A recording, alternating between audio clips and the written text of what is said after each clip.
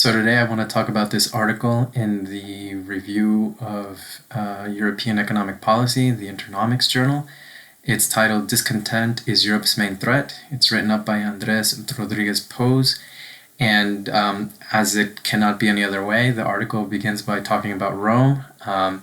It's funny, like people say, well, the Roman Empire ended, but did it really? I mean, the lessons it left us keep obviously informing our policy. And people keep thinking about it. So is it really over? In a sense, you could argue that no, it's not. Right. So people at the time when Rome fell, people questioned, well, interestingly, what have the Romans ever done for us? And then all they had to do was list the things that came about from that empire. So aqueducts, sanitation, roads, irrigation, medicine, education, wine, public baths, and public safety. And because history echoes, right? People now are asking, well, what has the European Union ever done for them? And interestingly, if you know a little bit about the history of Europe, you know that the last 80 years are an anomaly. So historically, European countries, between themselves and within themselves, because a lot of countries are different groups, tribes, or kingdoms put together, they've been at war for, I would even say some examples, thousands of years, actually. So that there has been prosperity, peace, democracy, and social progress in the last 80 has been nothing short of amazing. And so, but nonetheless, we see that in the recent elections all across the European Union, people have parties that are skeptical of the European Union have grown in power, right? So, and then they begin to ask themselves, well, what has the EU ever done for us? Let's dive into the article because it does say that, well, one way we can solve the issue is through improving the economy, right? Obviously economists, that's their answer. That's going to be the answer they come to. It does throw us some facts, this article, that in the last 2023 elections in the European Union, 15% of the vote, national legislative elections, were won by parties that are Eurosceptic, outright Eurosceptic. If they add the softer Eurosceptic parties, that number rises up to 28.5%, which is basically 1/3 of the European Union, is now not so sure that the Union itself is the way to go. And then you've got countries where the people that are full-blown Eurosceptic actually have the most of the legislative power, and those would be Hungary, Italy, Poland, and France. And so the article goes on to ask, so what is explaining this discontent? And so traditionally, it has been explained through culture, right? Some people that are native to European countries now feel that the country in which they now live has changed before them, and there's little to nothing they can do about it. However, another explanation that is gaining significant traction is the long-term economic stagnation and decline. Many places in Europe are stuck in what is known as the development trap. This was defined by colleagues of the author, and essentially it's a place in development where it's unstable to retain its economic dynamism in terms of income. So it means people's salaries are not rising, productivity and employment is not rising, and it's also underperforming its national and European peers on the same dimensions.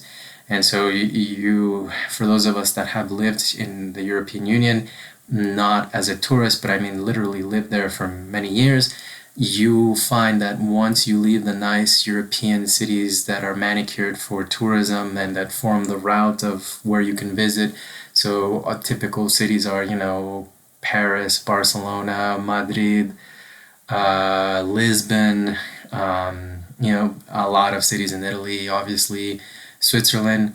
Get outside of those cities, and then you will see the real Europe, right? And it's not night and day, but it is different, right? It's not like some cities in the U.S. where go an hour in any direction away from a big city, and you will see what the U.S. is really going through, right? It's not quite that yet.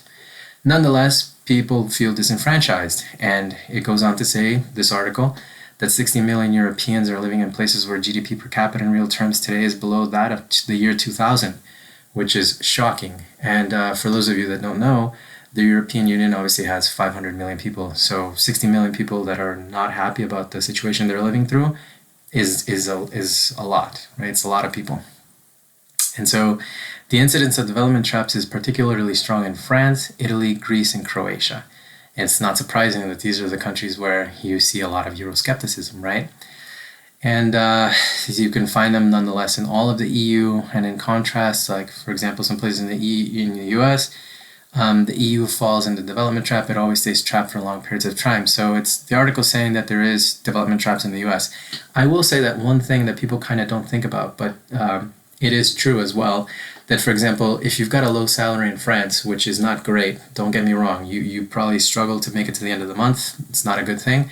Nonetheless, you do have a pension guaranteed no matter what happens to you, and you do have health care, whereas in the US you don't. So while perhaps nominally, meaning the month-to-month payment that you might get in the US is much higher than it is in Europe, the pension and the healthcare is basically in your hands. And we all know the horror stories we see coming out of the US in that, and we'll dive into it in some other future video, right? Nonetheless, economic stagnation has become a structural feature in many parts of Europe. And once you get into those, it's hard to get out, right?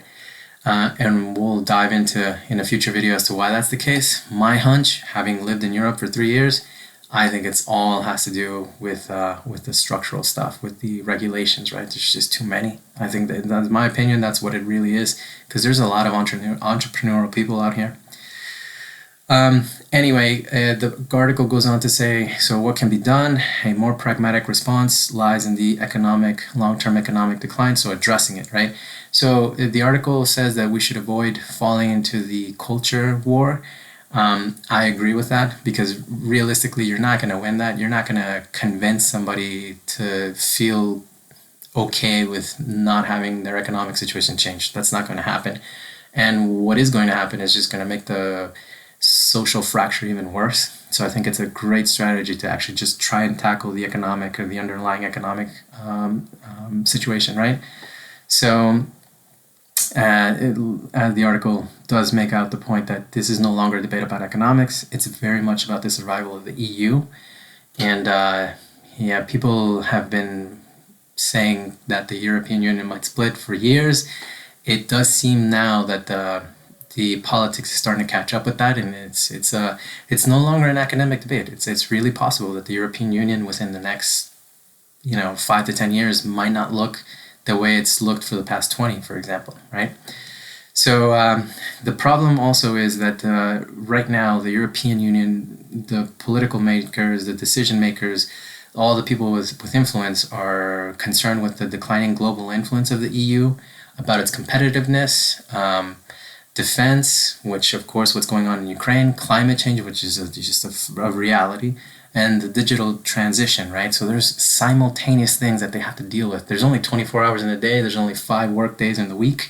At some point, these people have to rest too. They're human. And about the competitiveness, this article was published in March of this year, 2025. So I'm pretty sure that this is a reference to the Draghi report, which we've talked about in another video, right? All of them, obviously, the report or this article acknowledges that are very important, but that without actually addressing what's going on about they have to convince people to buy into the project of the EU, because without that, all of these debates are just academic, right? Because each country will just split and go its own way. And so also the article recognizes that without cohesiveness, national rivalries will come back, right? Like I said, historically, these countries have been at war with each other. Illiberal regimes might come back, and greater economic irrelevance is sure to ensue. Nonetheless, the European Union is the most successful attempt at peace, prosperity, and democracy the continent has ever known. And I personally, I think the European Union is a fantastic project and a great contribution to mankind. I think it's worth saving. I think that people's lives have been improved by it. But economically, the continent isn't growing. That is also true. I personally believe that it's just too many regulations, and I'd love to hear what your thoughts are on why the European Union is growing more skeptical of itself as time goes on. So with that, let's get the conversation going.